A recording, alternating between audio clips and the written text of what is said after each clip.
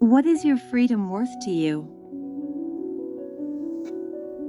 Each of our guests had a light bulb moment. They longed to live rather than merely exist.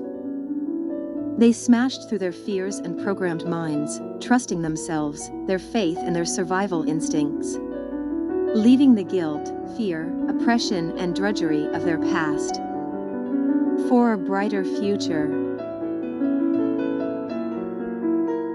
They took a brave and courageous step into freedom. This is their story of how they got a life. Welcome to Get a Life podcast, X-Cult Conversations. You matter, and so does your story.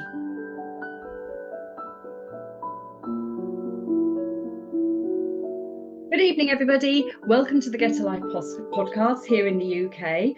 I'm joined by my friends Ross and Agili, and our special guest tonight is Sarah Rowlands, who has quite a story to tell of how she left the Brethren some years ago. So, Sarah, do you just want to start right at the beginning? Yeah, I can do. Yeah, thank you for having me. It's kind of weird being on Zoom, but lovely to see you all. Anne, I haven't seen you for years. Yeah, never met you yet, John, but yeah, it's lovely to see everybody. So thank you for having me.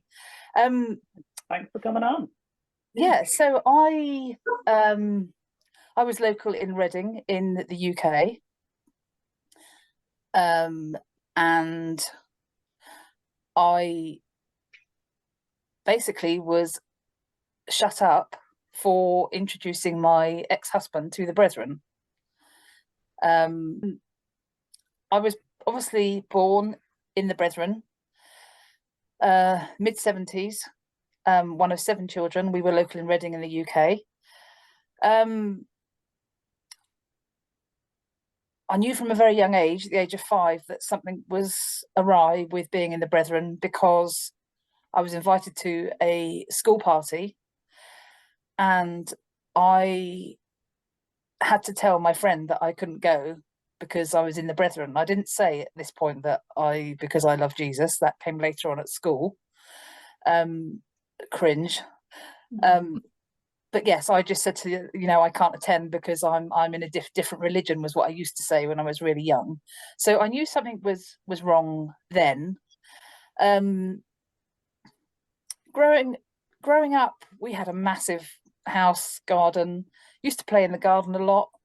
Very occasionally we would be able to play with another Brethren family across the street, down the road a bit, but generally it was in the garden. We had our knuckles wrapped if we went round the block on somebody's bike. I had an absolute thing about BMX bikes when I was 9 or 10, and I can remember getting my knuckles wrapped because I went on my mates around the block and it was the best thing ever. I was also really, really naughty and drove over a bowling green on one. I remember getting chased by the park man for that. But yeah, so the little silly things like that was probably the most that we did in terms of activities outside of school. Obviously, we weren't allowed to go to the beach or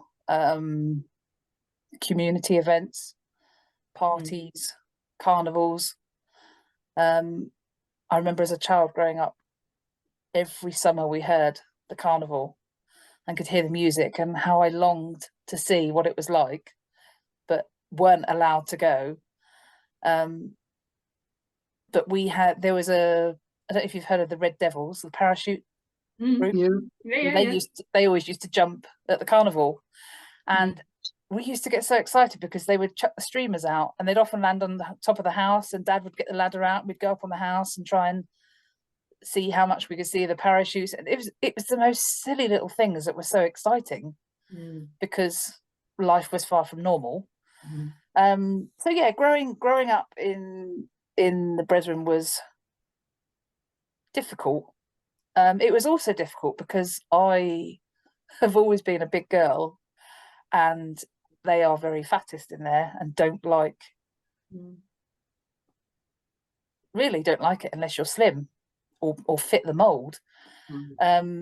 So yeah, I was bullied at school, not just for being a Bible basher, but being a fat Bible basher, which was hard going. But I was also bullied by other brethren members quite badly, because I was a chunky monkey.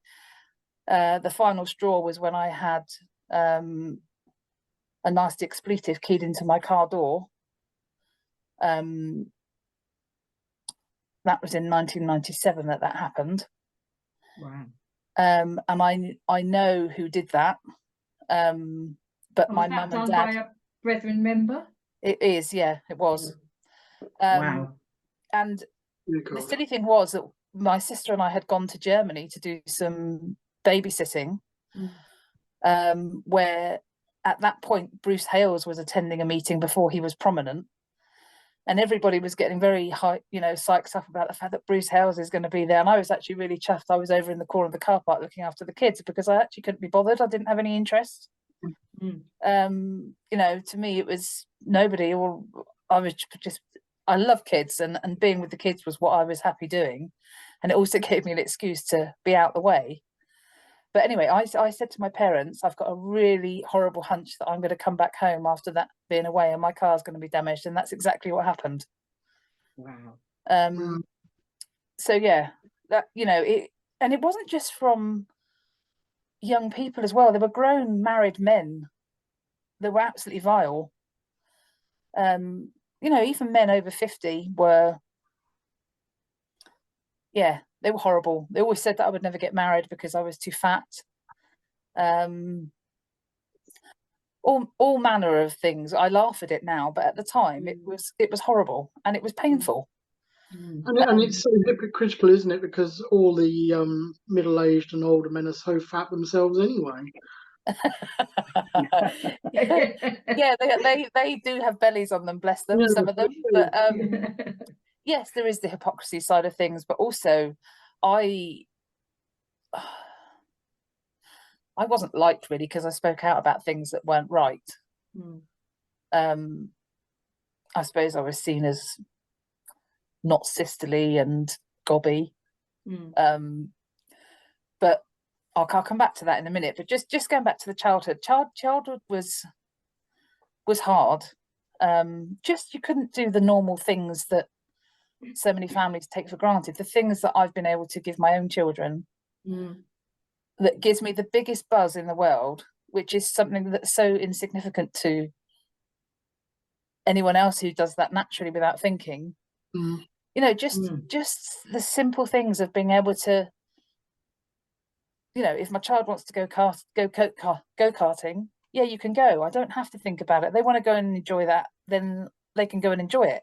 Well, if they want to go to the carnival, they can go. Exactly. Yeah. Like my eldest son, he went away on holiday last week, his first holiday abroad with his girlfriend and their friend group. We weren't allowed holidays. It was foreign, wasn't it? Even days to the beach. I know it seems to vary from locality to locality about what rules were in place and who was at the helm. Yeah, it did. And I mean, I obviously left a long time ago, but what I remember about things like going to the beach, we used to go, and we'd go as a family, and then we'd end up going, and there'd be a whole party of brethren that went to the beach, and we'd have a really good time, and that's when it got clamped down on. So it kind of yo-yoed, depending on how disobedient. Yeah. And also, even in the same locality, there would be families that would go and families that wouldn't. Yeah, we had that issue very much in Reading. There was quite a divide with the same families that actually created quite horrible animosity between households. But yeah, so growing up was hard. School was tough. But presumably you were of an age where you went to normal school all the way through, or were you homeschooled? No, thank God. Yeah, so you went to mainstream school. Comprehensive school.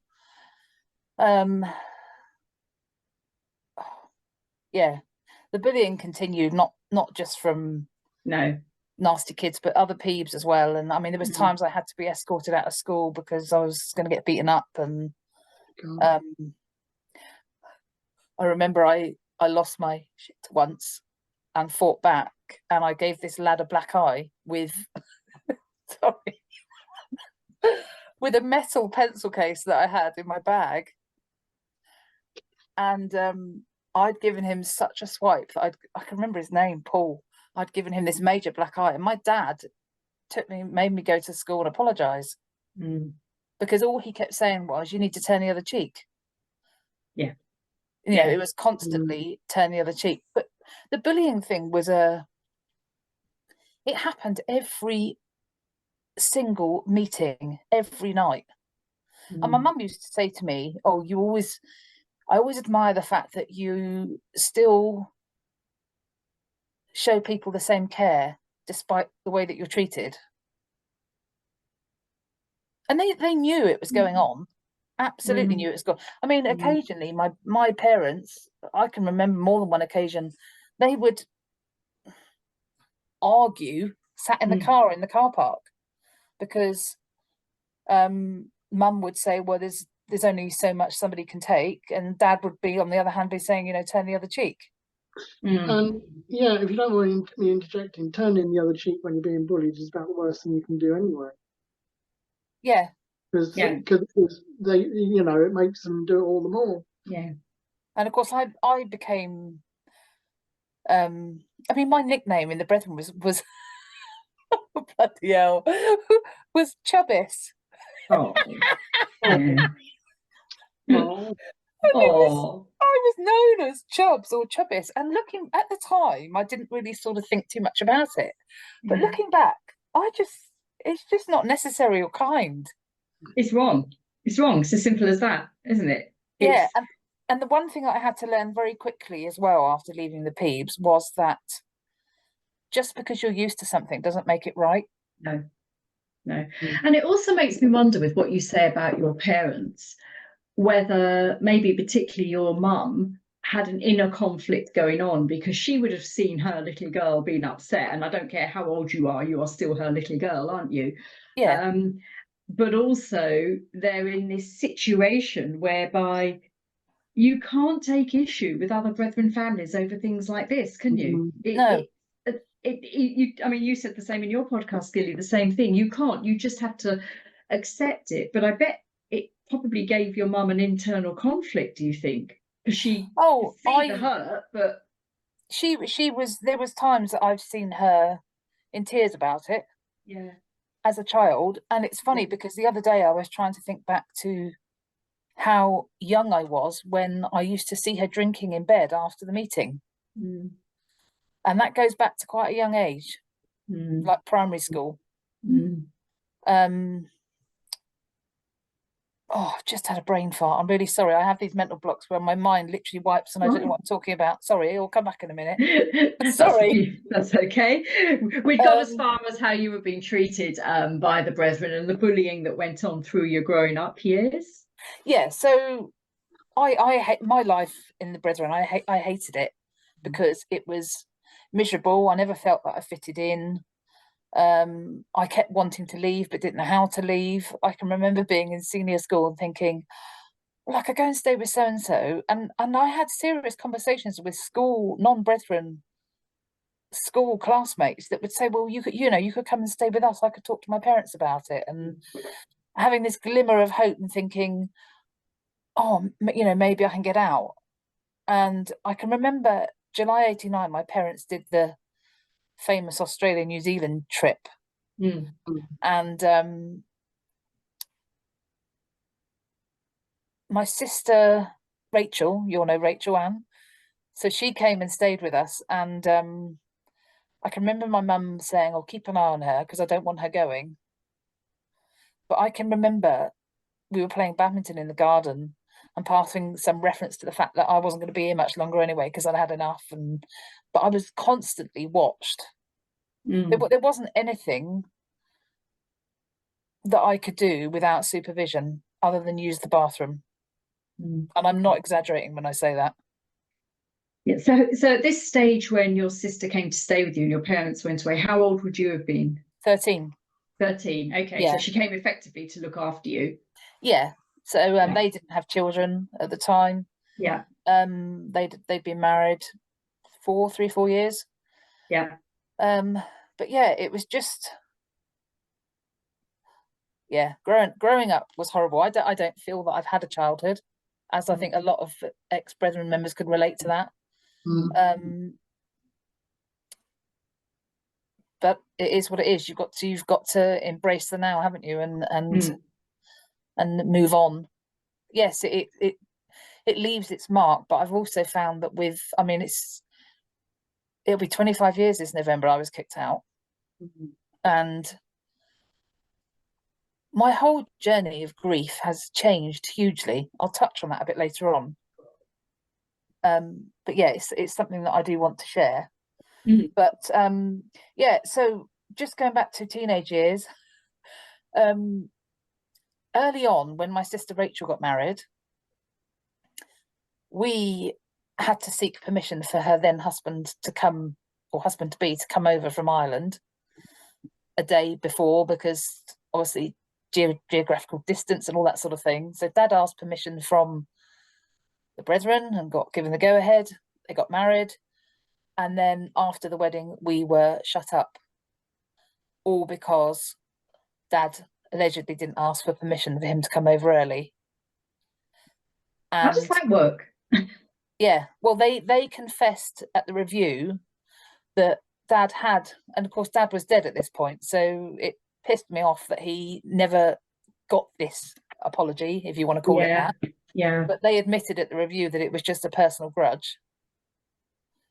But we were shut up, and so Rachel had just got married. The eldest three were moved out, who were 19, 17 and 16. And my two sisters and I stayed at home. And that was all because your brother-in-law had come to stay the day before his wedding. Yeah. Yeah. Wow. And that was March 85 till it was just before my eldest brother got married in July 86. Wow. Yeah, God, so it wasn't even just a few weeks. No. And that time, I vividly remember being absolutely shit scared that I was never going to see my family again. We used to make the beds fresh religiously every week in the hopes that we would be back with the Brethren. We used to sit by the understairs light thinking, oh, is somebody going to come and knock on the door to see us? Are the priests going to come and see us? Is the phone going to ring? Are we going to be left behind at the whole rapture thing? And how often did they come to see you, Sarah? Sorry. Oh, there was times 3 or 4 months we didn't see anybody. So Sarah, for the benefit, I know the phrase "shut up" has been used a lot on the podcast, but for the benefit of anyone listening who doesn't know what it means, we all know. Perhaps explain the implications of being shut up on your sisters and your parents. What did that mean for you as a family? What did that restrict you? So that it literally meant that, I mean, obviously you've got to bear in mind that Brethren's life is going to a Brethren business, and then in the evening you go to Brethren church. Well, if you're excommunicated or shut up, you're not allowed to have anything to do with any other Brethren or attend church. So everything that you knew as your life was gone. You know, even I can remember even going to primary school, they wouldn't even speak to me in the playground. It was horrible. You felt like a leper. And you have no, I mean, when you're growing up in the Brethren, for what it is, the meetings are your social life, aren't they? Yeah, absolutely. And completely ripped from away from you. Yeah, it was just literally rug pulled beneath your feet. It was gone. That was, and it was such an empty void. You know,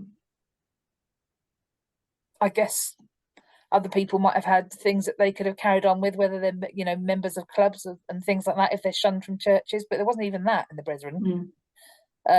You literally, it went. I can remember the house we lived in at the time was massive, and I can remember us three girls shared a bedroom, and we had bunk beds and a single bed, and we had these wooden bars that you lifted off from the top bunk to keep you safe. Mm. And we were messing around one day playing guns with these wooden bars. And it was a big Victorian property with sash windows. Lovely house it was, but we were all of a sudden we saw my youngest brother go past. Wow. And he'd got a motorbike. And we were leaning out the window going, John, John, John. And I still now see him driving down the road and him looking back at us, but he couldn't stop to speak. Gosh. It was, yeah, it was, that was bizarre, a really, isn't it? Yeah. And what effect did this have on your father? Was he working for Brethren at the time, or did he have his own business? How did that affect his work, the fact that he was now shut up or restricted? Well, he had his own business, which had been going at that point about 10 years. Mm. But obviously, from memory, I think my eldest brother went to work for another local brother. Mm. Can't remember what my youngest brother did, because I also know that very early on he had did an apprenticeship as a bricklayer. Mm-hmm. But yeah, it was, I mean, for the father of the household, it's the most humiliating thing ever. Yeah. When you're shut up, the shame that you feel. Well, there's very much the inference, you are the householder, you are the head of the house, and you should keep your house in order, isn't there? And I think there's that very much that onus on the men in there. And if one of your children or you get shut up, or one of your children is wayward, it's seen as a direct reflection on you, isn't it? Absolutely. And then you have that shame. And that shame doesn't go even when you go back. No. Oh, no. It's stigma worse. that's attached to you. Yeah. So yeah, it was for a very, very long time. And I can remember my mum drinking quite heavily during that period of time. And the whole torture that we were going to be left behind and not be caught up with the rapture, that used to, it was one of the things that I actually worked on when I had my CBT in 2020, because I was trying to work out why I would get this bout of depression at March, April time. And having worked through a lot of what went on then, tied it back to that experience. It did, I'm sure. And perhaps, if you don't mind, I could just explain again for viewers that don't know the concept, the Brethren concept of what the rapture was. And my memory of it was very much the rapture would come at the Lord's Supper, which was held at 6 o'clock on a Sunday morning, which is the equivalent of Holy Communion. And it would just be those brethren that were saved and would go, and then the rest of the world could be left to fend for themselves. So right from when we were in a cradle, that's what we were brought up with, wasn't it? Yeah, absolutely. Yeah. It's I'm ashamed to admit this, but I can remember as a late teen, going to the supper and thinking, oh, so and so's not there again. And there was this particular mum. They had 4 very young children, and they would rarely make it to the supper, but would be at the 9 o'clock meeting. And I'm so embarrassed that I had that thought process, because looking back, I'm not surprised she wasn't there. 4 young children to get ready. You had to do that, didn't you, Anne? At 6 o'clock. I know we laugh at it now, but she was actually a lady that really suffered with depression. And it's not until you're older and you see things and you think, oh my goodness, actually how cruel the brethren were. But continually, I'll hold my hands up, because occasionally I was like, oh, why is she never at the supper? But we were so cruel to even be lifting our children out of bed at 5:30 in the morning and then shoving wine down their throats when they were 5 months old. And I absolutely used to hate that. I can remember as a child having major heartburn and it was horrible. Mm. And that whole nonsense of, was it Jim Taylor that said that if as soon as a baby reaches out, then they can have the wine? I remember that being said. So, yeah. The scripture is, when the Lord says, take, eat. But if you're going to That's dangle anything in front of a baby, they're going to grab it. A nice shiny silver cup, which is what it was, wasn't it? Or a see-through glass one that reflected. But often they got that they didn't like that silver cup. Well, certainly with mine, I think they all went through a stage of pushing it away. And what I feel ashamed about is letting myself be forced to make the child drink some of that. And as you quite often point out, Jackie, it is actually illegal. It's illegal. It's actually illegal to give alcohol to an under 5-year-old in the UK. So I wonder how many of them know that. Well, they probably do now if they watch these podcasts. But it is actually illegal. Over the age of 5, I mean, you wouldn't, but you know, it's not an illegal act in the home or but under the age of 5, it is actually an illegal act to give a baby or child alcohol. So, and they're doing it in a place of public religious worship every week. Yeah. Anyway, I remember a 2-year-old child who had to get their stomach pumped out because they were going round the room during one of the dinner breaks, as we call them. Yeah. And the adults were just letting them sip out of their glasses until they were unconscious. That's terrible. It's That's terrible. neglect. Yeah. Yeah.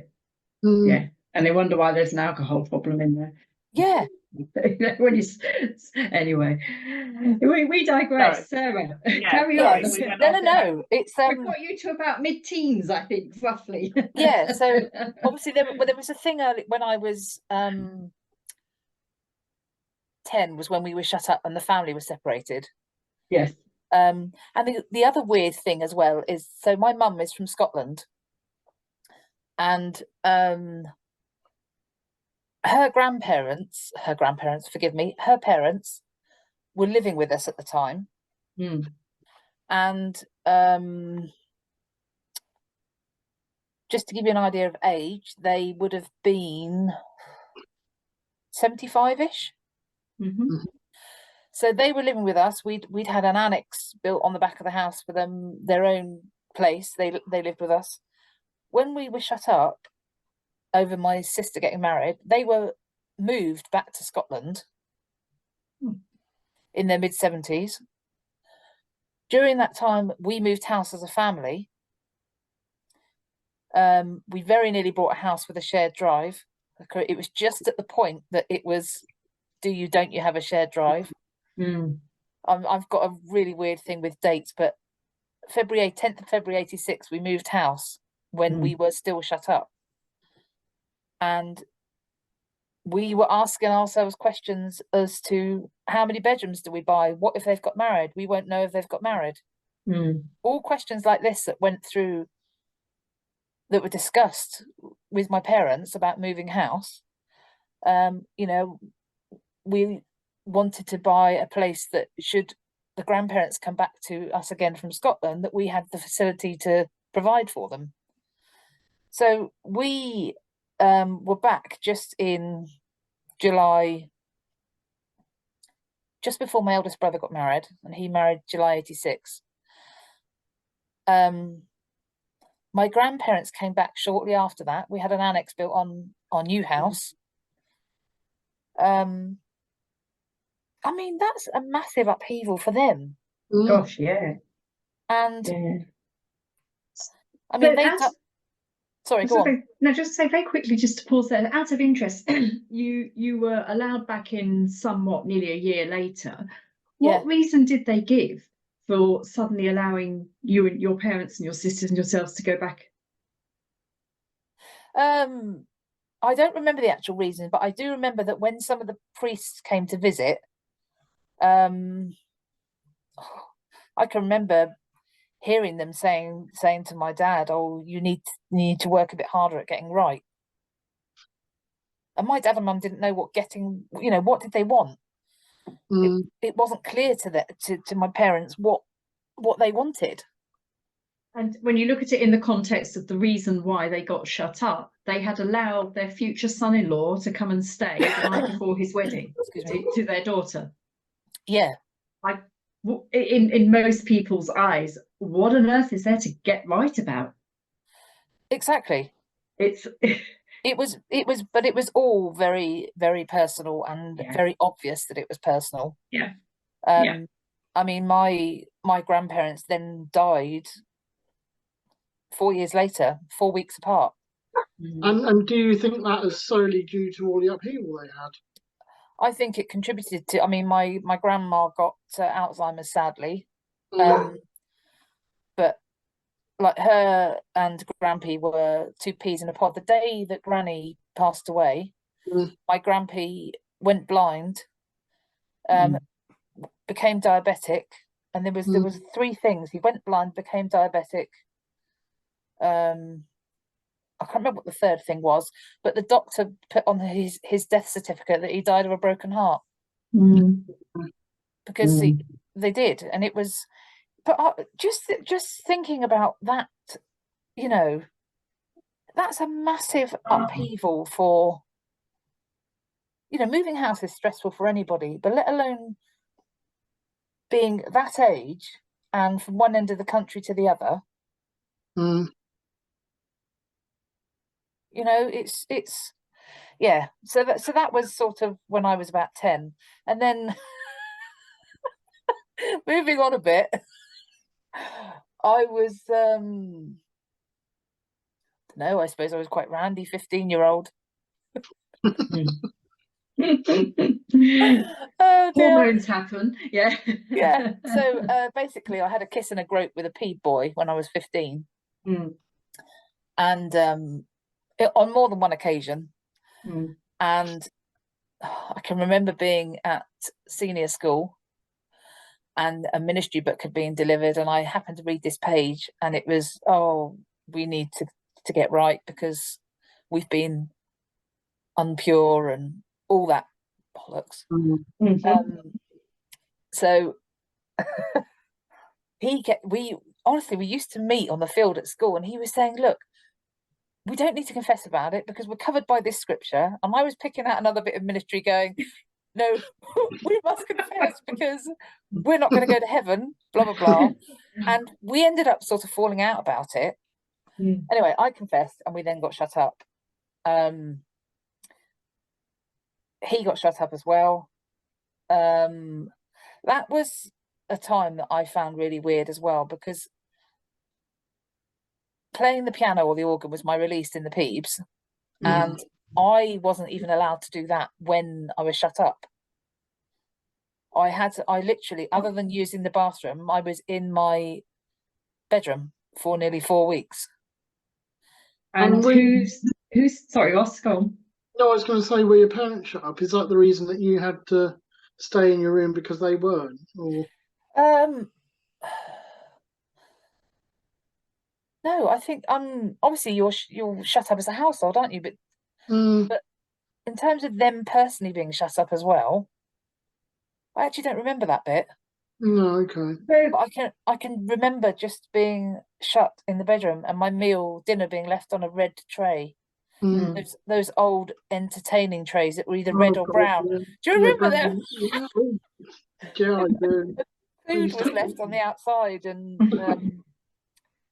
yeah, that was weird. I can remember, Did you go to school at that time, during that time? Because you were 15, were you? So yeah, did you go to school during the day? I did. Yeah. And that was hard as well because nobody would speak. Yeah. And do you know what really used to piss me off was that there was another Peeb girl who had a non-brethren boyfriend. Wow. And I used to see them snog, and it was like, you bitch. Yeah. How are you allowed to do that? And I'm not allowed to do that. And he was so fit as well. Oh, yeah, he was proper handsome. And I was thinking, wow, you're getting away with that. You've not got the urge to confess. I'm being this goody little two-shoes and confessing in front of the spirit and all that. And it's like, Yeah. And And was she running- presumably the school at the time had no idea that the circumstances you were living in during those 4 weeks. No, No. nothing at all. Yeah. And I wonder what they'd have said if they had known. Yeah, I'm not, yeah, you know, because looking at it now with your sort of, you'd be very concerned. absolutely. Yeah, Yeah. I would be. Yeah. But yeah, that was weird. Mm. It was during that time that, as much as it pains me to say it, that one of the priests sexually abused me during that time. And it wasn't until 2018, when I was having my first lot of counselling, that I realised what it was. What happened? Yeah.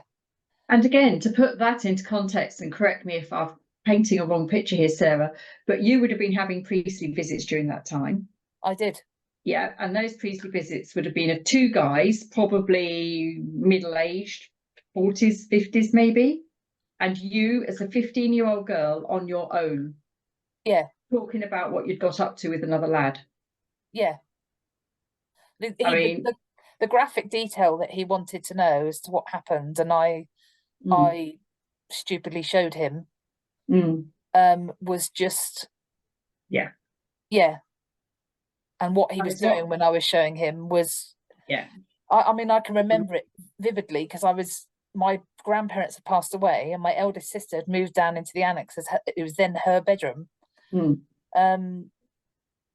Yeah, and of course all I can think about or thought about at the time was that, if I just do this, it'll get Dad right, and we'll get back to the brethren. Yeah, they'll forgive us and we'll be back. Yeah, because I was very aware of how much shame that I had brought on my family by being shut up.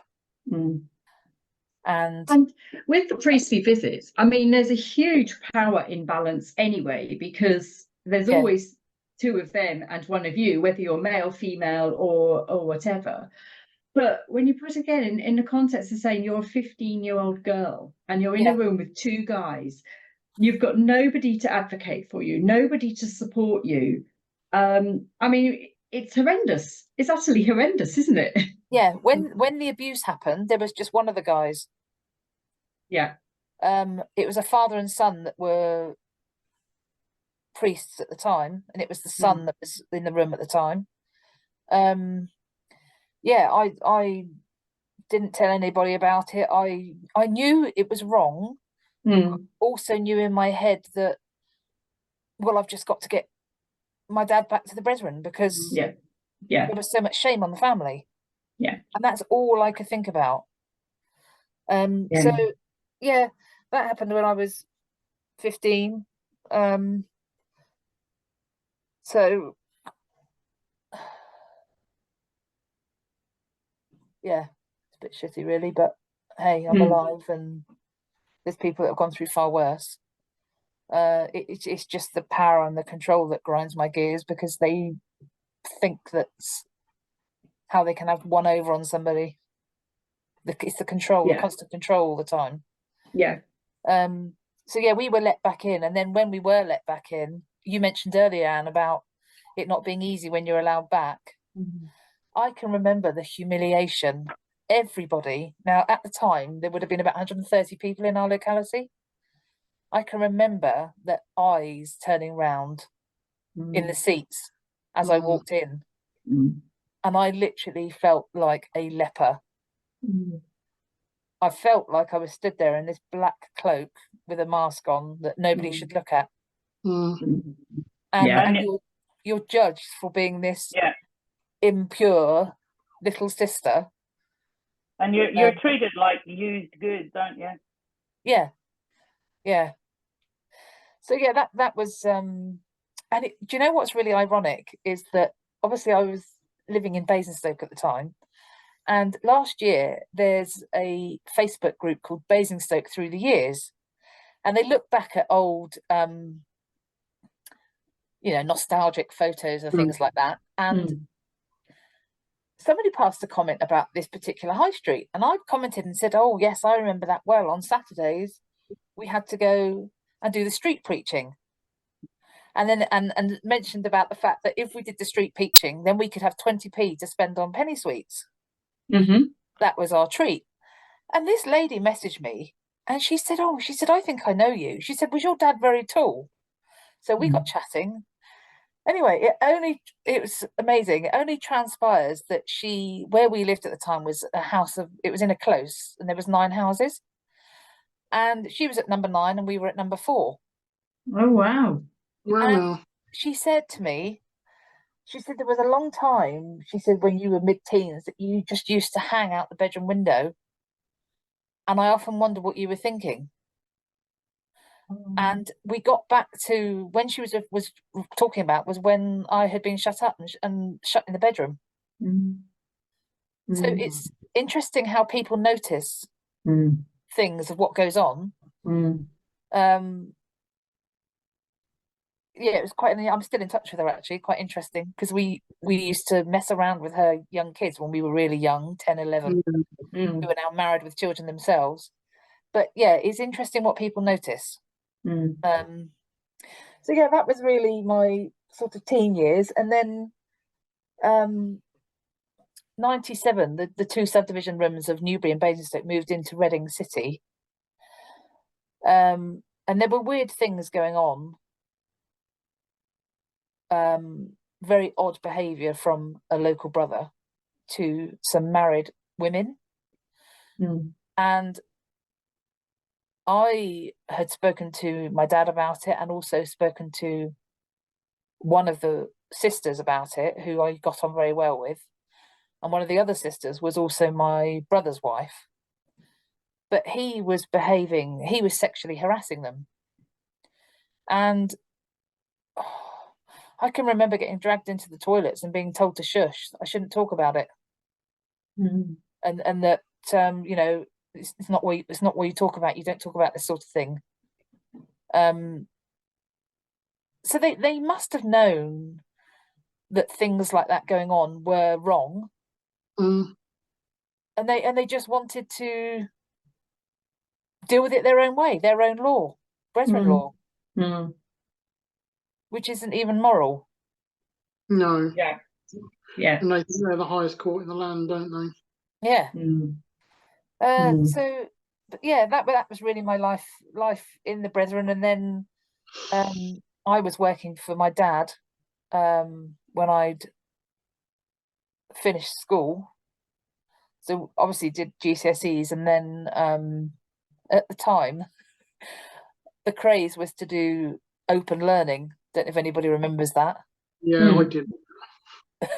So I was doing A-levels from home, but we had to do it in a year as a form of discipline, and we would go to college once every 6 weeks with some other Brethren children. I was the only one that wore my bloody headscarf. What a twonk. I mean, what a twonk. Who does that? I'm embarrassed, honestly. I'm so embarrassed because I think, you twonk, what were you thinking? Why did you toe the line? Why? But at the time, it was you felt it was the right thing to do, Sarah. And we get that. You know? Yeah. You look back and cringe, but I mean, Anne, you've been there too at the time. Just remember you were doing what was best in the circumstances. You know, I look back on some of the stuff that I told my boys to do. You know, stuff that they came and confessed to me, and then I'd tell them to just cry to the spirit and things like that. And now I'm just like so ashamed, but yet I know I was acting in what was best at the time. What else? Yeah. That's the thing, isn't it? That you do what you feel is the right thing at the time. Yeah. And I also think, Sarah, I imagine that you, I mean, I know how fond you were of your parents or your father. I say were because your father's no longer with us. Yeah. You wouldn't want to do anything that would make the Brethren question him again. I can get that. Yeah, so absolutely. You put your headscarf on because you didn't want to attempt getting away with not putting your headscarf on. I get that. That's understandable. Very. But there was another Brethren girl there that didn't wear it, and she used to take the piss out of me for wearing it. And it's just yeah. But so I went to work for Dad, and I Oh my God. So I've got two boys who are coming up 19 and 15 and met their dad whilst chatting on the phone, whilst working for my dad. Used to think he had a sexy voice. Matron. I'm so embarrassed at even telling this, but I have to tell you because it's so funny. Anyway, I took a fancy to him and we got chatting. We were chatting for a couple of years. Was he a client of your father's company or just somebody He was a supplier. He was a supplier, but obviously non-brethren. Yeah, so a non-brethren company that were a big company that we used to buy from several times a week. Yeah, I thought he had a nice voice and we'd get chatting. And we were literally chatting for a couple of years. I then was really losing interest in going to the meetings. So I used to feign a migraine sometimes so I didn't have to go to the meeting. I was actually really deceitful because I used to, obviously there was no mobile phones in those days. So I would ring his landline. He was in London. I'd give his landline 3 rings. The family had just gone to the meeting, okay? So I'd ring the landline, his landline, give it 3 rings, cut off, dial one of the family members so that if Dad did a redial, I wouldn't get caught. Then I'd wait for him to call me back. But he would do it with a withheld number, so Dad couldn't do 1471 to work out who had rung. And we used to spend time chatting and You say it's beautiful, Sarah. I actually think it was very clever. So we used to spend a lot of time chatting, and then one day he said to me, I take it if you're not really interested in me, we better call it a day. Well, me being in my little mindset was like, oh my God, I love this guy and I want to get married and I want to have babies and all that stuff that goes through your head like a twonk, as you do. How aware was he at this point of the brethren and the separation and their rules? And was he very aware? Very aware. So you talked about all that. Yeah. To the extent that, so he was living with his mum. Okay, bear in mind he's 19 years older than me. That should have been a red flag. That should have been a there and then, but it wasn't. So he left his job so that he didn't have to use a computer, and he started eating separately from his mum in the living room so that he could join the brethren. Gosh. He also was renting a flat down in Reading. I mean, he lost thousands, and I mean thousands. He was renting a flat down in Reading. We would see each other on the quiet, but I was adamant that we weren't going to have any sex because I didn't want the fornication flag on my head. Even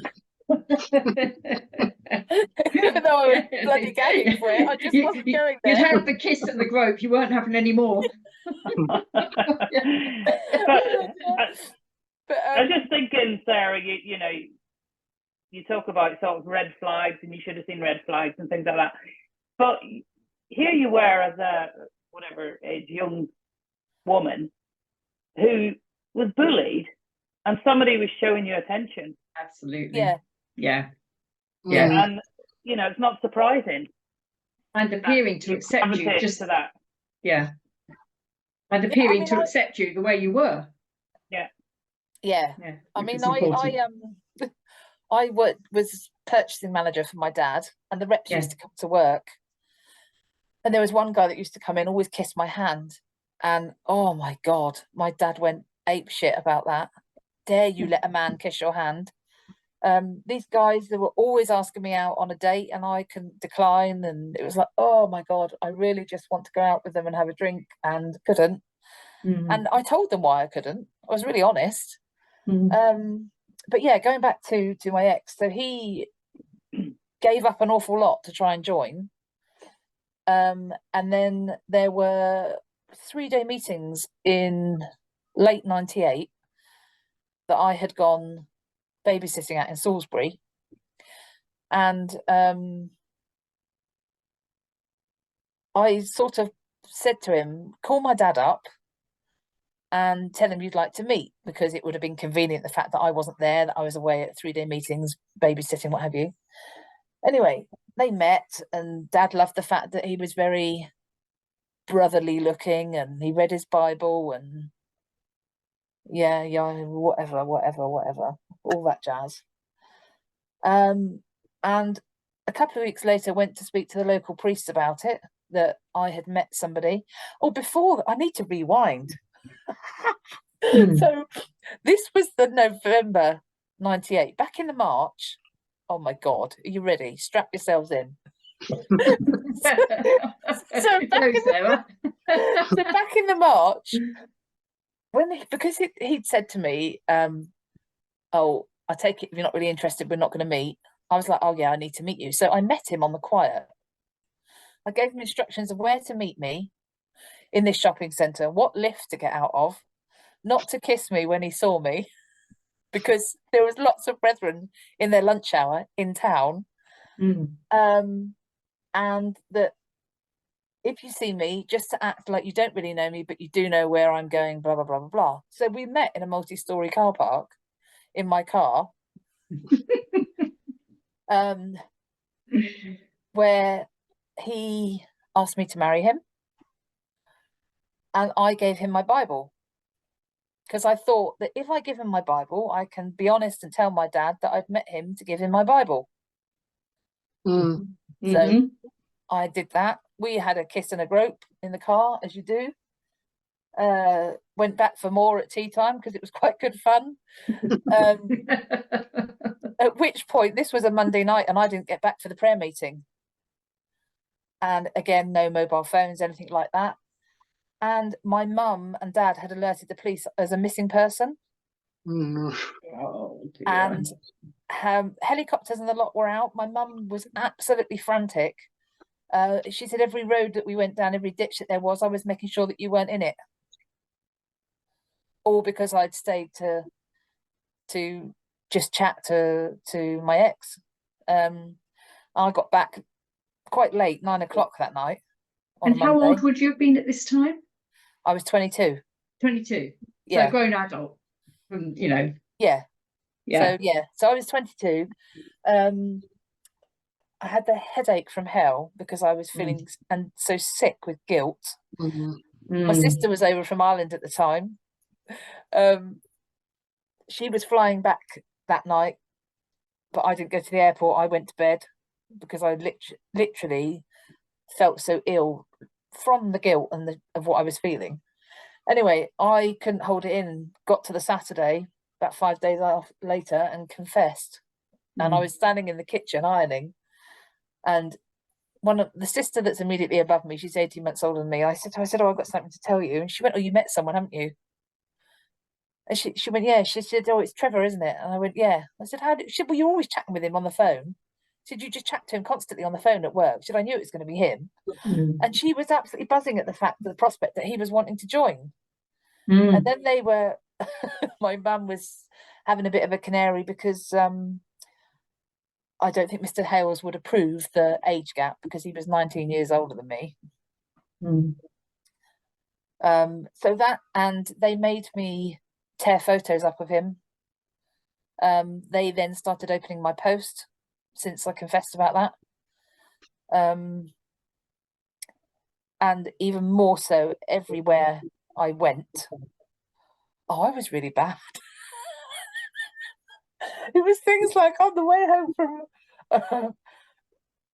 home from you know, I'd laugh if my own kids did this, really. So I don't know really if I'm that bad or not. But things like on the way home from work. So we used to work 8 till 6, and there'd be a half an hour travel. And I would say, oh, I'm going to get toiletries. And I wasn't. I bought them at lunchtime, but planted them in the boot of my car. And I was actually going to see my ex to have half an hour with him. So yeah, the deceit side of things, the stress that I put my parents through for that, I feel bad about, or I did do for a long time. I don't now. But the system encourages that deceit, because yeah. again, if you look at it in the light of day, okay, you were part of the Brethren, but you'd met a guy. That's not actually unusual when you're 22. You know? Yeah, and exactly. you wanted to see him, but because he wasn't part of the Brethren, that's when the deceit has to come in, and that in itself can tear you apart mentally, can't it? Yeah. Because you know your parents, you're deceiving your parents, you're Yeah. not being honest, and it's just wrong that you're in that position.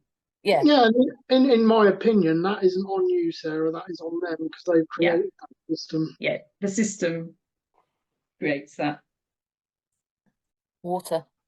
It's not vodka. Yet.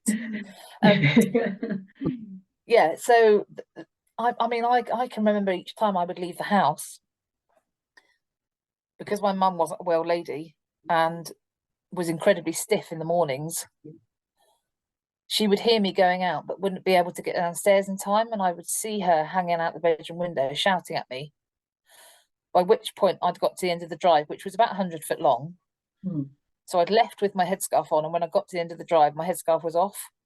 That's how disinterested I was. I just couldn't be bothered. But yeah, so Dad spoke to some priests at the time who were the same priests that visited me when I was 15, and told them about my ex wanting to join the Brethren, and promptly shut me up, but didn't tell me that they were shutting me up. They shut my dad up because I introduced an outsider to the Brethren. What? 7th of November 98. I'll never forget it. I'd been round to my brother's houses, both of them, obviously with their young kiddies. We'd had a big box of fireworks each in the garden, and I got home and Dad said, "Oh, you'll shut up." And it was all because my dad had said to them, "Can we speak to this guy? He would like to join the Brethren." I'm speechless because it so flies in the face of it's that claim, isn't it? I know the claims come over. We're a mainstream Christian church. What do mainstream Christian churches do? Anyone can walk in. And it goes back to the podcast that we heard recently. I think you were on it, Gilly, with Emily, where she tried to join, and you're kind of giving the other perspective. They basically don't seem to want outsiders to join. Whatever they say, they don't want them to. Yeah. So yeah, that was November 98. My sister, there was just 3 of us living at home at the time. And did they shut your parents up as well because of it? So in other words, by default, your parents were shut up. Yeah. Yeah, it was one of the very few times that I saw my dad cry. I can remember it to this day. We were all absolutely exhausted, but were hungry but didn't want to eat. Ended up ordering a Domino's pizza and then didn't eat it. And I can remember seeing my dad standing in the kitchen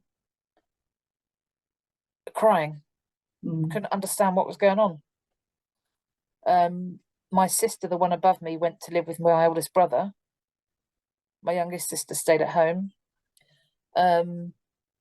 She didn't want to leave. She didn't leave till about 4 weeks after. And it was really odd because I was a bit OCD, okay, at that point. And we always used to have petty arguments about the fact that she didn't clean properly. Oh my word. And in that 4 weeks that she stayed at home, I don't know what it was, we sorted out our differences and never got on better. But she then left and went to live with my eldest brother again. But from that point on, I mean, when we were shut up, so November the 7th through to beginning of January was absolutely hell, because I started getting accused of doing things I hadn't done. But the priest had said that I'd been seen at the train station. I'd been seen out with this guy here, there and everywhere, and I could not cope with the mental pressure. of being accused of these things that I hadn't even done. And of course, I was still working for Dad, and both Dad and I were told that we couldn't go to work, even though it was Dad's business. And we used to go down in the evening. Well, Dad would sometimes go in very early in the morning, or I would go down in the evening. And I mean, who are they to say that a man can't attend his own business? Mm. You know, all of a sudden the boys were running it. We weren't allowed to go. We used to go in the evening. And was your father able to speak to his sons? I mean, bearing in no, they mind used to leave notes. They would write each other letters. So he wouldn't sit and talk to them about the business. It would be No. they'd have to leave notes. They wouldn't. Oh boy. We literally left Oh, notes. that's cruel. That's just cruel. Yeah, and the worst bit was that a few years prior, Dad had had a breakdown through the stress of work, and we were struggling. The guy that was working in the warehouse at the time, who was non-brethren, I used to flirt with him terribly. He knew that that he knew the boundaries of what we should and shouldn't do, but he was like a young Tom Jones. He was lovely. He used to wind each other up, and then I'd get a bollocking for being friendly with him. And so he left, and we couldn't get anybody to fulfill the post, and that really stressed Dad out. And I can remember seeing him one day sat at his desk in tears, and he didn't know what to do. He couldn't put one foot in front of the other. So that was a few years prior to me being shut up. But when I was shut up, he had another setback. And I don't know where it came from, but I grew some chesticles and had a massive go at one of the peeves because they were having a go at him for crying in the living room. He was breaking down emotionally and was crying. And I was standing in the hall, sitting on the bottom step of the stairs. This was the man that abused me, by the way. Bastard. I can remember him shouting at my dad, and I don't know what made me do it, but I burst in the living room door, opened the door, and said, "Don't you ever speak to my dad like that again. I think you need to get out of this house." I don't know where it came from, because I was a subdued little sister. But he was really humiliating my dad. It's interesting, isn't it? Because my father had very similar treatment. And I can remember my brother in the Brethren saying to me relatively recently, "But you chose to leave the Brethren. You chose." And my retort to him was, "Yes, I did choose to leave the Brethren, but nobody has ever asked why." And it was basically because of the way they treated my father. Right. You know, amongst other things. And It also, was a similar thing. Yeah. And also, Sarah, you know, they're big about respecting your elders. Well, I presume the priest you're talking about was younger than that. So where does that come in? Yeah. He was. Where does that? Yeah, and he was quite a bit younger than my dad. He's still around in the Brethren. But yeah, that was. Oh, my dad had got so. I mean, I don't know if any of you knew you knew my dad, I think, Anne, a little bit, but he was very tall and. Yeah, I knew both of them. Yeah. Fairly well. Yeah. But he'd lost so much weight. I can remember seeing these trousers at the back all had scrunched right in because he'd got so thin. He'd got right down to. I mean, Dad was just under 6'9" and was just about 18 stone, and he'd got right down to 15 stone and was just fading away. And it was like, you know, what's happening to my dad? And he was being mentally chewed up and spat out. I'm absolutely convinced, and if my family get to watch this, and I hope they do, I am convinced my dad was removed from the Brethren. He died the day after he was 60 because of the stress and the humiliation that was caused. I have no doubt about that at all. But yeah, so literally 2 months after we were shut up, I couldn't cope with the mental pressure of being accused of doing stuff that I hadn't done. And I mentioned to my mum, I think I'm going to leave the Brethren, at which point, this was the 4th of January 99, she wailed like a banshee. Oh my God. For 2 days solid, crying and crying and crying, and was petrified I was going to leave. And I did. I left the 6th of January. I left the family home. It was awful. I literally left the clothes that I was stood in. I wasn't even allowed a black sack to put any clothes in or anything. And as I left the front door, Mum said to me, I hope that you're taken out there. I don't want you in this world. Oh my word. That's terrible.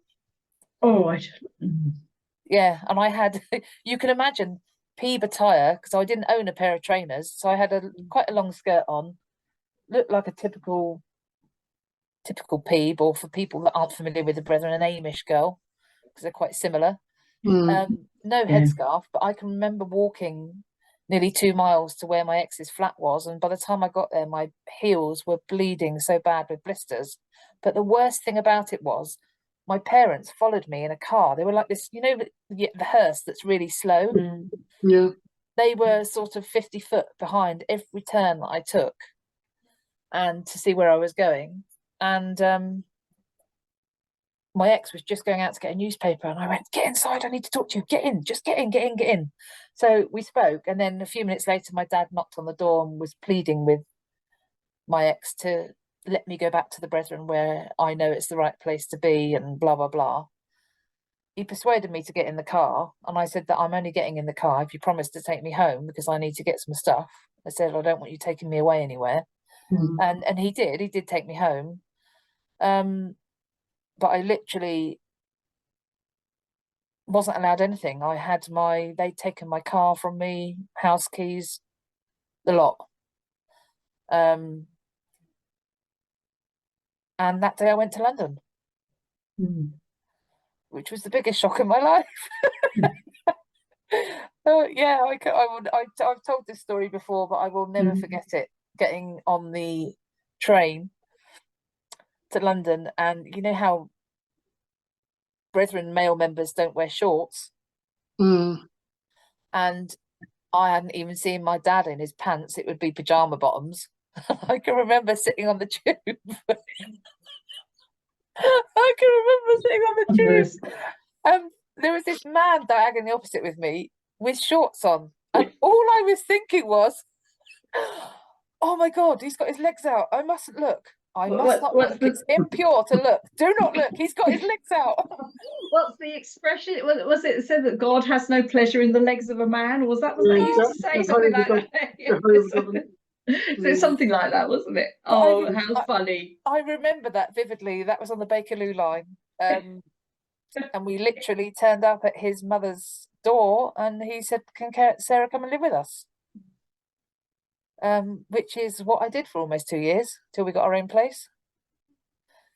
So do you think, Sarah, your ex, if he'd been treated differently, so let's say the Brethren had spoken to him, was he really minded to give up what he needed to in order to join the Brethren? You said he'd stopped eating with his mother, and he'd stopped. So he was of that mindset.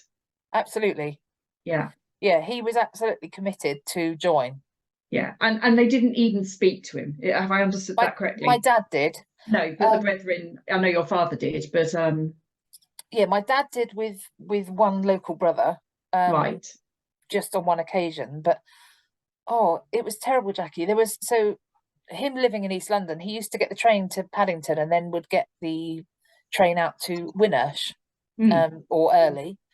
And there was one night that he was coming down to spend the weekend in Reading, and he'd got off the train and he'd tripped on it was dark, about 10 o'clock at night. He tripped on a loose manhole cover and dislocated his shoulder.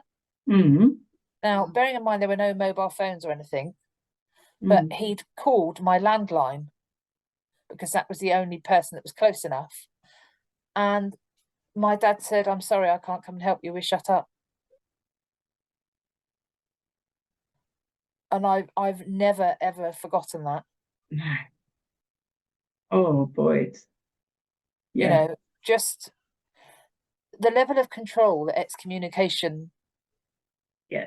The fear it instills in you, the fear of excommunication, how that, what it will make you do in order to avoid it.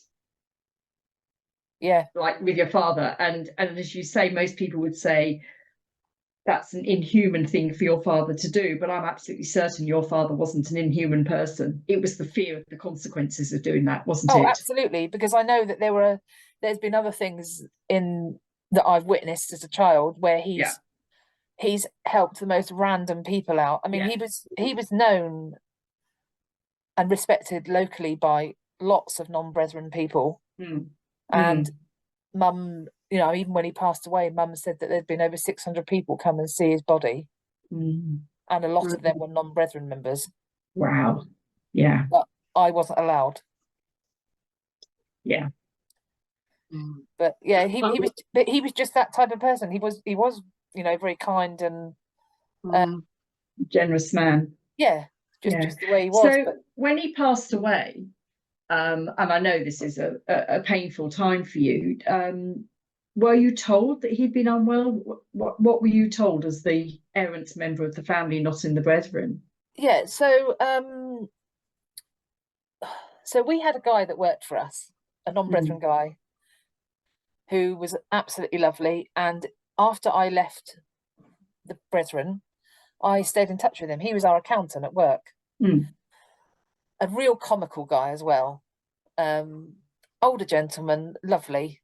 And so I stayed in touch with him, and my ex and I would meet up with him a couple of times a year and what have you. Anyway, he suddenly told me that December 99, my dad had had a kidney removed and part of his liver. So none of my family had made contact with me about that.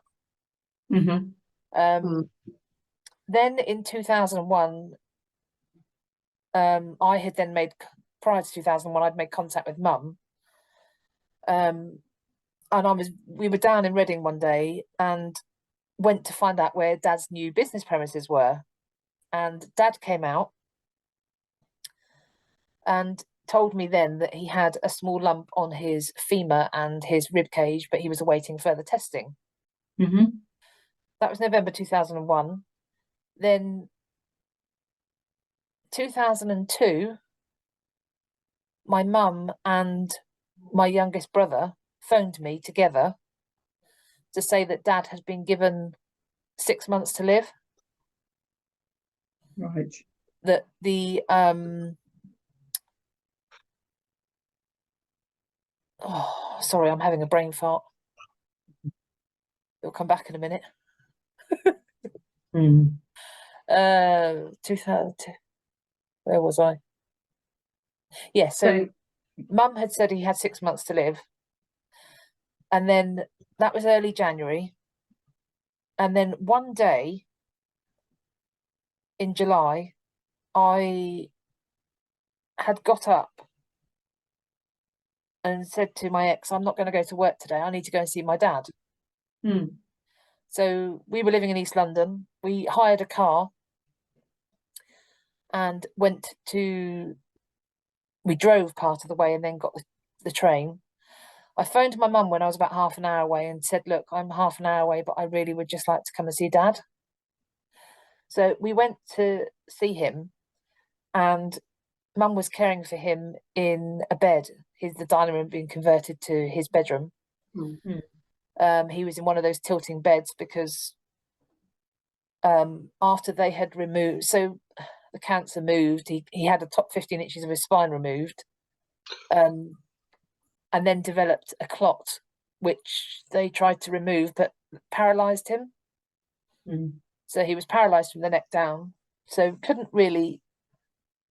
could move his head, that was it. So we went in, and his breathing was so erratic, and I was thinking, oh my God, he's gonna go while we're here. My dad was quite a hairy man. Always had hair on the back of his hands, and I can remember thinking to myself, oh my God, all the hair's gone.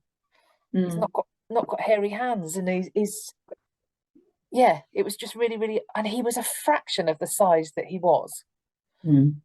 And it was the only time that he told me that he loved me since me leaving the Brethren. Oh, wow. And he let me, sorry, he let me give him a kiss. And he clenched my hand and he said, Sarah, please come back to where you belong. And I just said, I just want to tell you that I love you, Dad. And 2 days later, he died. Oh. It was so, I don't know what it was that made me go and see him, but I'm glad I did. I'd say, I bet you're thankful you did. Yeah, I'm so thankful that I did. There was a time before Mum was caring for him at home that he was in hospital. And we went to find out where he was. And I went to see him. And when I got there, one of the priests was there. And he was in a room, a side room on his own. And on the wall, there was photos blue tacked of all the family apart from me. And he'd been undergoing radiotherapy at this point. And I can remember coming over really faint and thinking, oh my God, I need to get out of here because I'm literally I'm gonna flop. And I went to sit on a chair and the priest decided to come in and tell us to get out. And I don't know why. I do know why. It was out of respect to my dad, the fact that he was sick and in hospital and I didn't want to create a scene. You know, I wanted to tell the bloke to Foxtrot Oscar, but I didn't. I thought I'll leave out of respect to my dad because he's sick as well. And we just went, I remember we went and me and my ex went and spoke in the stairwell. But, you know, even at a time when my dad was really sick, there was no empathy or thought. Human kindness, let alone Christianity. That I might like to, you know, see my dad. And I think it's very powerful, Sarah, that, you know, you said about 600 people coming to see your dad's body, you know, a lot of them non-brethren, you know, they were allowed and yet you weren't. And you were family. Well, I can remember when I visited, the time before that, Ross, when I visited my mum, my sister from Scotland was down. And I hadn't seen her since I left, and I literally fell on the floor in the living room out of shock. But I then sat up and sat on the piano stool. And the thing that really pissed me off was that there was photos of the great men in the living room. And George W. Bush. Dear God. But not one of me. No. Not that I'm anybody important, but the whole thing of family. There was photos of all the family, but you know, and one of their main mottos now is family is at the heart of what we do. It's the hypocrisy. They wouldn't know the meaning of family, even if it hit them sideways. No, they wouldn't. No. Well, they have this notion that because we've made a decision to leave and have a difference of opinion, that we know what we were doing, so we knew we were, you know, they claim that we leave them if we leave the Brethren. Well, hasn't Bruce Hales actually said in some ministry that some that have left us have forfeited their right to have contact with us, or words to that effect? So that's what they get told, don't they? And as you say, they come across as, well, it was your choice, you knew the consequences. So I mean, I heard just recently from somebody that left that it was said about me that I just up and left my 5 children. Not, you know, every single one of my children walked out my front door. But that's the way they like to portray it, Anne, to make you look like the bad party. You've got to be the bad party. Like, I have my youngest who lived with me for 3 years. But they go around saying that I'm, I mean, I can't think of anything more ludicrous, Anne, because I spoke to you the day your daughter left home, and I can tell you now you did not. Yeah, that was not your choice. I remember that day. I remember that day. Yeah. I found out too. I was on the phone to my dad, if you remember. Yeah.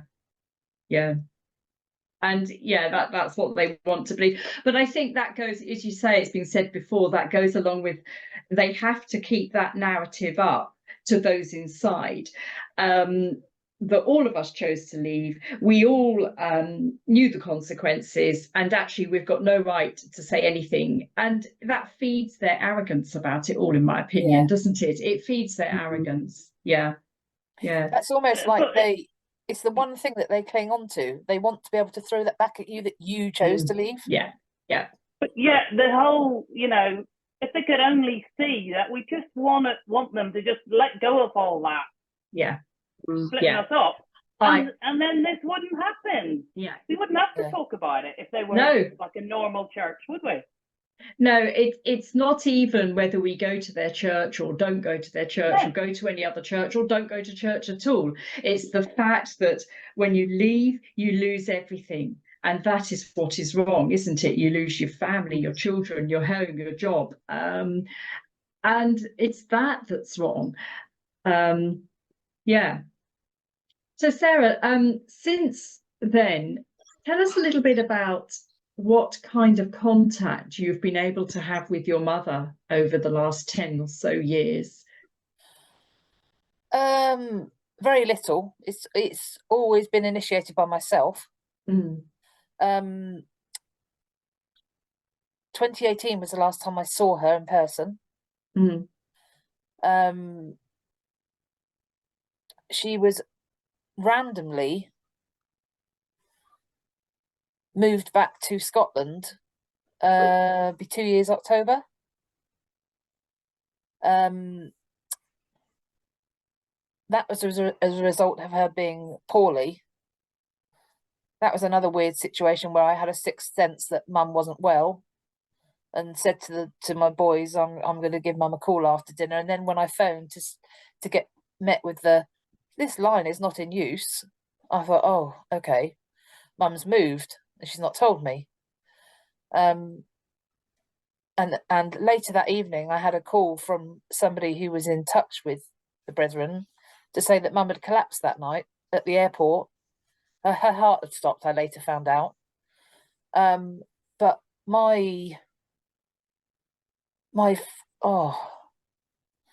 two of my siblings in particular have been absolutely vile. When I heard that Mum was sick and they wouldn't tell me anything about her, they were more concerned as to who I'd got my information from about Mum being poorly than letting me know how Mum was. They wouldn't tell me what hospital she was in. They lied to me about some of the circumstances. It wasn't until quite a bit down the line that I learned that Mum's heart had stopped. She's since had a pacemaker fitted. But my second eldest sister was vile. She was so unsisterly, let alone being unchristian. Told me that I didn't need to know where Mum was, and that I was just told the bare minimum of what I needed to know, and that I had no right because I left. Well, I mean, your mum is your mum, isn't she? Yeah. Yeah. You know, she is the one person. I mean, she's 82 now. She told me very last minute about her moving back to Scotland. I'm pretty sure on purpose. There was no time for me to see her beforehand. Yeah, I remember you saying you didn't get a chance to go and say goodbye or anything, did you? Yeah, nothing. At the time. And you know, the thing that really bothers me is that, so Dad is buried in Reading in a double plot. And it was one of the questions that I'd asked her, what do you feel about the fact that you won't be buried with Dad? And she said, well, initially I was a bit upset about it. She said, but it's just his body, isn't it? Because his spirit's in heaven. And I just thought, No, it's, to me, it's more than that. Yeah. Mm. Yeah. And it wouldn't have been what she wanted. No, and it certainly wouldn't have been what my dad wanted. No. Yeah. Mm. Yeah. You know, there's always, I've said it to many people, but there's always three people in their relationships, whether you're talking about a marriage, a mother-daughter, father-son, father-daughter. There's always that third person, which is the brethren and the brethren rules. Everything, you know, I was brought up to know what was right from wrong, but my parents were hugely influenced by what was acceptable in the brethren as to what was allowed, what, you know, what wasn't, how I was disciplined. And it's, yeah, I don't know. I think there's a lot of loveless marriages in there. I think you're right. Yeah. I think Anne would verify that as well. Yeah. Yeah. And yeah, no, I think that's really interesting way of saying it about third person. Yeah. It's just this third body in every relationship. There's an expression, it doesn't come from the brethren, but there's an expression around called the thought police. And I think when you're in the brethren, you live permanently with the thought police. And the thought police are those, that thing, some people might call it your conscience, but your conscience isn't of a normal level when you're in the brethren, because you have a conscience about things that the majority of the population consider perfectly normal and not wrong. And you live with that constant mental pressure, don't you? Yeah. All the time. All the time. So, Sarah, the other thing I wanted to ask you is, you've had a lot to deal with and a lot of sadness. How's that affected you over the years? It's a $1 million question. Yeah. It's funny you should ask, Jackie, because I was obviously, so I left it very early 99, and for the first 6 or 7 years I was pretty messed over in my head. I didn't know whether I'd done the right, because I never planned to leave, didn't know whether I'd done the right thing. Every time things were stressful, or whether it was a work difficulty or a financial difficulty, it was like, oh, I want to go back. And then I had to realize actually what I was wanting to go back to was my family and not the brethren. I early 2006 things became too much. I nearly took my life with my child in my car. Thankfully I didn't, but I was that desperate within, you know, the mental pressure in my head. But it was at that point that I said to myself that if I want to move forward in any way and build a life of my own, I've got to accept that I can't have my family. Which, as we all know, is the hardest thing to do, and it's easier said than done. But I also needed to think about my sanity and the fact that I was a mum, and at some point was wanting a brother or sister for my 18-month-old at the time. So yeah, it was when I had some health changes at that point, at which point it was almost like I did what I needed to do, but now there's a physical consequence. Almost, it was like a relief, a pressure off. I'd been holding on so tight for so long to something with hope that wasn't happening, that I think it was my body's way of letting go. So that was sort of 2006-07. We then made that film with Sky TV, if you remember. Sam. 2015, I think it was. Yes, 2015, yeah, which was, at that point I then thought, oh shit, I need a bit of help because I'm not over my past. I went to speak with my GP, opened up for the first time about where I'd come from, and wailed like a banshee. She was amazing. But since then, life has been up and down mentally. She suggested I had some counselling, which I had some in 20. I had to have some surgery first for something else, so didn't have the counselling until 2018. It was then that I realised about the sexual abuse when I was a teenager that I went to the police about. I did visit my mum to tell her that I was going to the police because I wanted her to hear it from me and not through the church.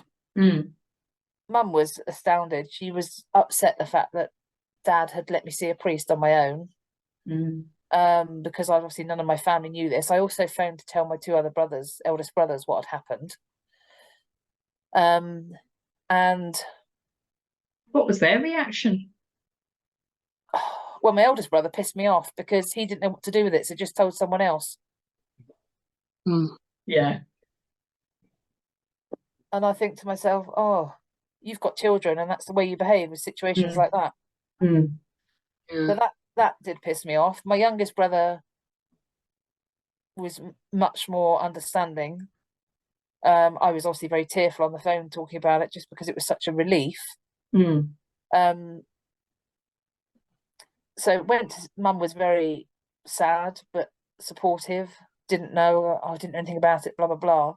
But then when the police got in touch with the brethren and the brethren went back to Mum, she completely changed her tune and said that I was attacking the assembly, and that I was a troublemaker and I was a liar. And it's the age-old story, isn't it? Nothing must bring the assembly into disrepute, so we'll get a great big carpet and a brush. Yeah. So yeah, Mum changed her tune about that, but I've got, if that's the way Mum wants to deal with it, that's up to my mum. I know what happened, and I had to go to the police because I know that there are still situations going on of abuse in there, and it needs to be flagged. That was my motive. It wasn't a prosecution case, it was a safeguarding reason that I went. So that was 2018. I had some CBT, for those not in the know, cognitive behavioural therapy, which hugely helps with your thought processes about things. It was amazing, absolutely amazing. That one of the things I worked on was the incident of when I was 10, where our family was split up, because I wanted to work out why I got this bout of depression every year at the end of April. So that was really, really productive. We chatted about lots of things, but as she said, when you've had 22 years of abuse, you're never going to have enough counselling to cover it. But I learned a lot from her, but very, very beneficial. But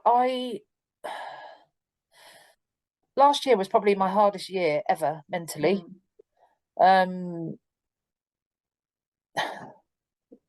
I probably should have gone on medication sooner than I did. I'm on mental pills that I joke about, because if I don't laugh, I'll bloody cry. I'm not ashamed of it. It's the fact that I need a bit of help to function in life is so be it. It's the way it is.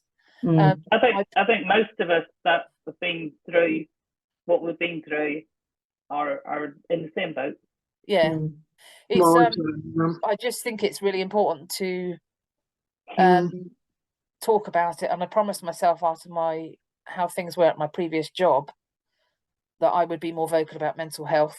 So the last year, 2022, there was lots of changes with med changes and things like that, and that's continued into this year. It's hard. I know I laugh and joke about it. I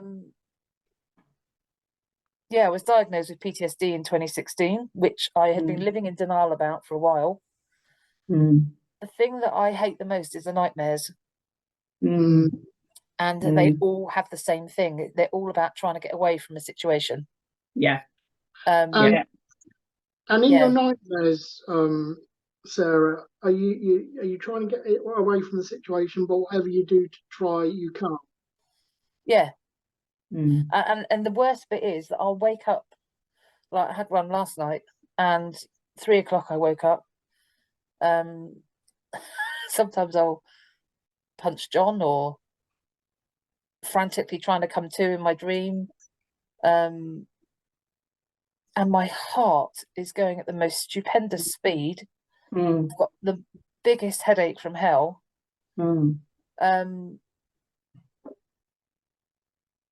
Yeah, it's tough. It's Very hard, tough. especially when you're a mum, and I don't want my past to claim me, and I will not be a victim. At the same time, there are days where I really, really struggle to function. Yeah. To physically put one foot in front of the other, but I'm a stubborn bitch, and that helps, I guess. But it's hard. People don't see beyond this sometimes, do they? Yeah. It's not like a broken arm where you can see a plaster cast. Yeah. You know, it's funny because one of my friends, non-brethren friends, she's 43. She's going through breast cancer at the moment, having a really, really rubbish time. Chemo, radiotherapy, you'll know about this, Anne. It's hugely intense. And her mental health has been affected for the first time. And she said that sort of living with mental health was as bad as fighting the cancer battle, because they're constant battles. You've just got to constantly keep at it, but you can't see the mental. But yeah, it's been tough at times. I'm trying to say as little as I can without boring anybody. You know, John is amazingly supportive. My kids understand that. You know, I've got my mental health issues, but they still love me as their mum. I still function as a mum, as you know. Yeah, I've had to very recently reduce my hours, which I hate doing because it's not what I wanted. But I was going to end up in a situation that if I didn't do that, then I was going to be not going to be able to work at all. So yeah, it's trying, to say the least. And I think that's the one thing that we try to get across in all of these podcasts. I think every person that has left carries on with life and finds a life that's very fulfilling. But that pain never goes away. And I consider that I lost less than, say, Anne did, or you did, Sarah, or Ross or Gilly. But that pain always stays with you, doesn't it? Yeah. Of, you know, in your case, Sarah, not seeing your mum, and in Anne's case, her children and also her parents, and the same for all of us. And it's there, but it's not that life isn't fulfilling now. You've got two lovely boys, Sarah, and it's not, but that pain is always there, and it gets too much at times, doesn't it? Yeah, it does. And it's and that's what the brethren do. That's what the manner in which they practice separation, that's what it does. Yeah. And the one message you want to get across, or I want to get across, and I feel this so strongly, I think most of us would agree, and I've said it before, of keeping separate from evil, but not that physical separation. Separation, you can choose to walk away from something you don't agree with, but you don't have that physical separation. And to split families up like they do when they don't want to be split up, simply because one member of that family doesn't want to go to the church. Yeah. That's the one thing that should change. There's no need for that. There is no need for that. Yeah, sorry, Ross, go on, after you. No, you said what you were going to say. No. I was just going to say that thinking about my early days after leaving, I mean, I can remember literally, I never planned to leave, so my evenings changed. I'm just trying to decide whether to switch a light on or not. God said, "Let there be light." Is that a bit? I don't know. Yeah, no, that's fine. That's okay. Yeah. What was I talking about? Your evenings. When you first left, your evenings. Yeah, I can remember just crying and crying and crying every evening because all of a sudden I wasn't at the meeting. And how exhausted I felt with crying. And as I mentioned earlier on, been out nearly 25 years now, my grief it's moved and changed because I, for many years, was literally, I mean, mentioning briefly about my dad earlier, that was the first time I've been tearful in a very, very long time. Because you get, I know it's so cliche, but time does heal. And it's not that it heals, but you become a new person. You learn to live with it, don't you? I think the hurts, these aren't my words, but the hurts scar over and you learn to live with them. They don't heal, like they're never there, but you learn to patch them up. Yeah. I was always going to say you become a new you. I was going to say. Yeah. The thing that sometimes I inwardly, not very often, but occasionally I feel inwardly angry is the fact that I'm having to deal with the mental health side of things now as a result of Brethren life. The fact that I've not been able to pursue a couple of things career-wise that I wanted to do. That's been very, very hard to accept. And yeah, that's the bit that I find more, it's the aftermath of it more than the grief itself. Yeah. That's what I struggle with. Yeah. It's that famous thing of acceptance, isn't it? Yeah. But the fact that, sorry, Ross, go on. No, because it doesn't link. It just, you go on, Jack, and I'll. I've forgotten what I was going to say now. You just said, it was, Mr. Turner, it was you the just fact said it doesn't link. That's such a peep phrase. Yes, almost like being in a meeting, Ross. I think it's the fact.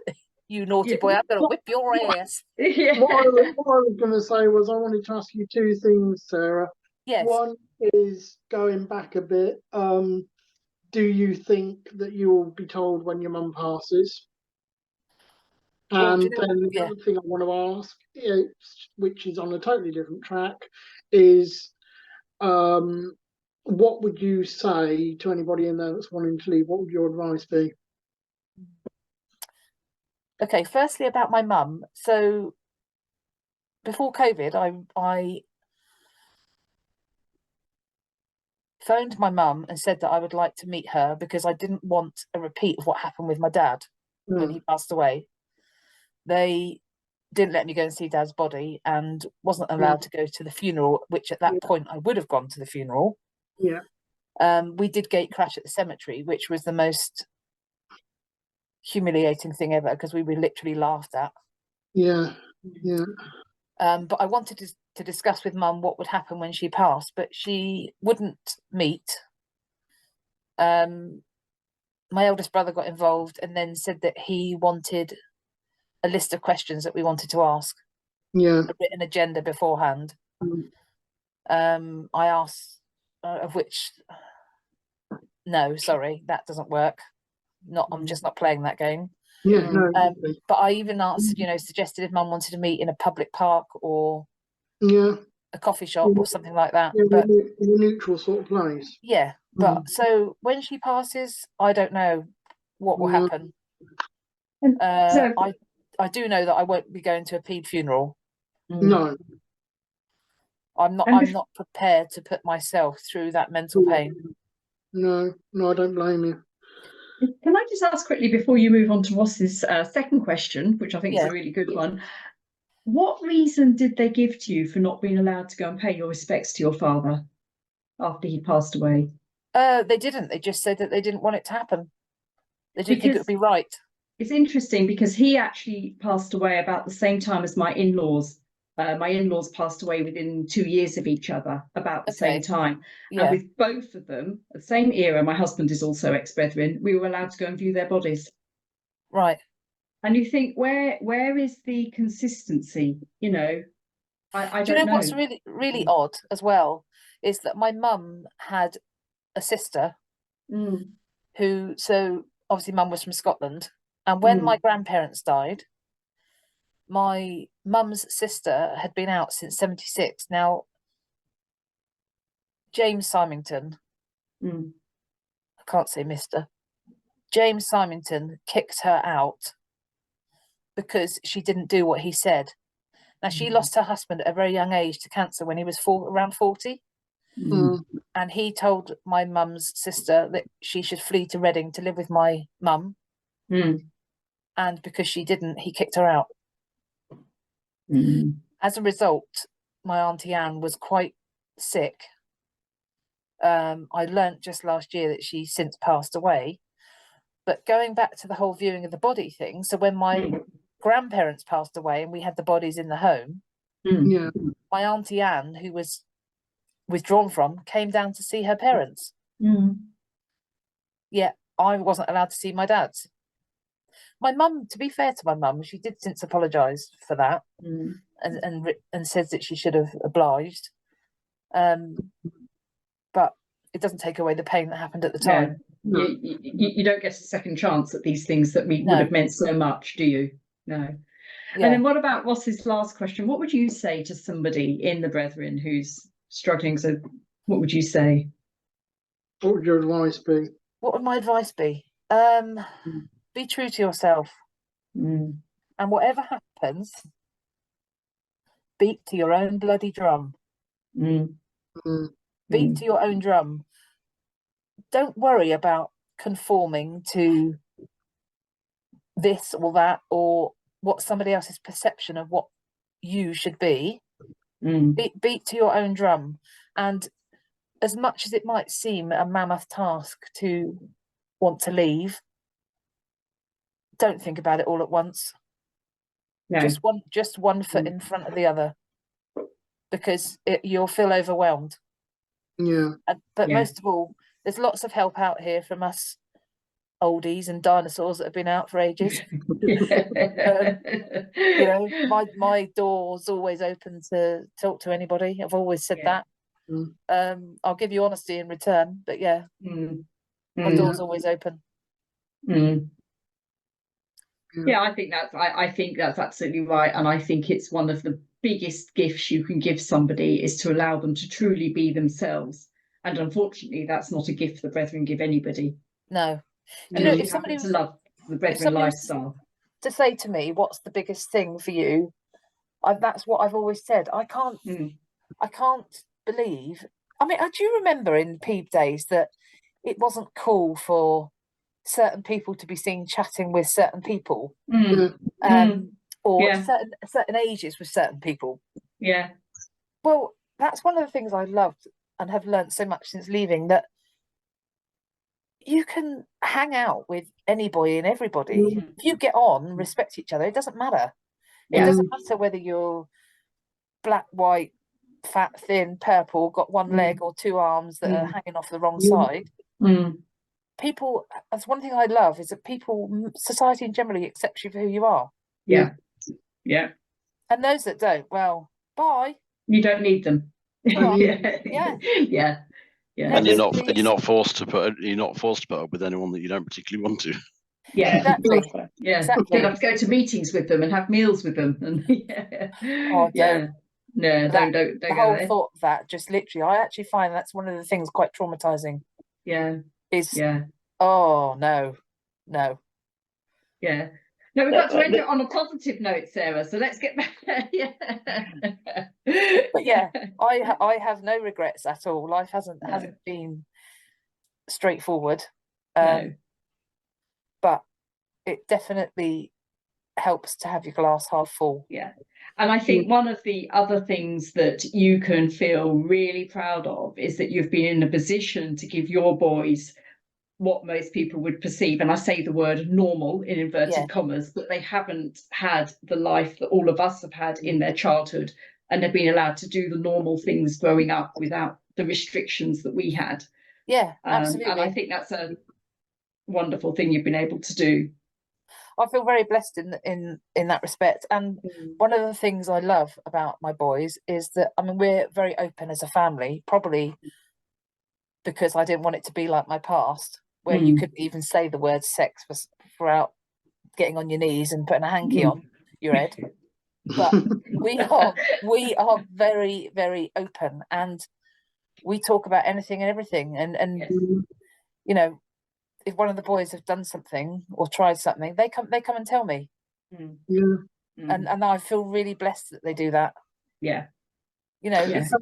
I've always said to them, hypothetically speaking, I'm not worried about what trouble you get into, but just talk about it so we can sort it out. Yeah. Sort it out, yeah. You know, Yeah. if you lie, I'll grow horns. It'll be Yeah. But be open and transparent about it. Yeah. yeah. But then they yeah. can only do that if they don't fear the judgment, if you see what I mean. Whereas, Yeah. as I say, in an environment like the Brethren, it goes back to sort of, it makes you deceitful because you know if you're honest, you're going to get into trouble. Yeah. And have judgment and Yeah. be shut up. Yeah. But no, it's life is good. I'm despite its hurdles, I am very blessed and very thankful.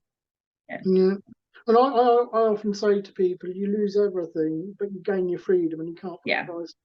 Yeah. Absolutely, Ross. Absolutely. And that's priceless. Yeah. Yeah. Well, Sarah, thank you so much for coming on and telling your story. I find it particularly interesting because you met somebody who would have done a lot to have given up a lot to have been in the Brethren, and it was just an avenue that was never opened to him or you, and the consequences of that. But you're fighting on, and thank you so much for sharing your story. We really appreciate your time tonight. That's all right. Thank you for having me. Thank I've you. enjoyed it. Sarah. Cheers, Sarah. Sarah. Thanks.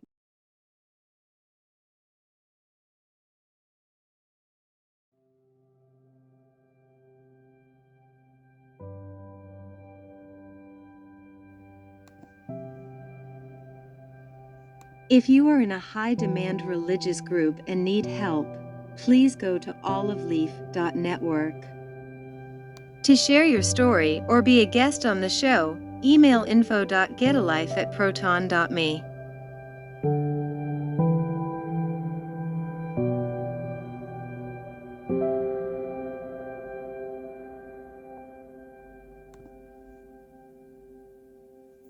Please remember to like this video, subscribe to Get a Life, and comment.